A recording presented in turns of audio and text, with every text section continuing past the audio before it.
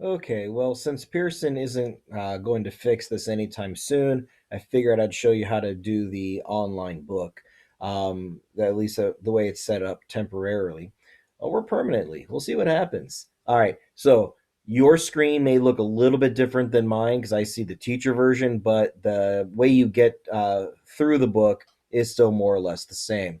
So we go down here to Savas Pearson Easy Bridge, and then when you click this link for the e-text, here's where your screen make it look a little bit different than mine. I'm going to go ahead and click that's the student edition. Okay, student edition. All right. Now the navigation, instead of being on the left, is over here on the right. So we go here to the menu, then table of contents. Unfortunately, the online book is has a different chapter alignment than our physical book. So we have been working, for example, with matter, and that was in chapter 8. Well, here it's in chapter 7.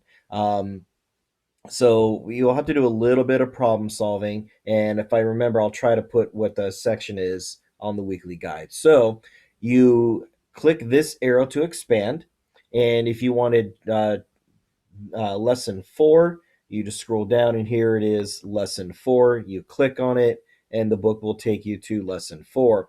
So here's the section that we just did. You can navigate using these next and back buttons. I think the book will read to you. If you want to listen to it read to you, just click that button there.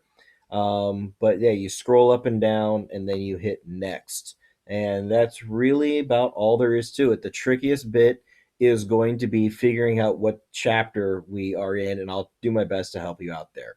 All right, good luck to you.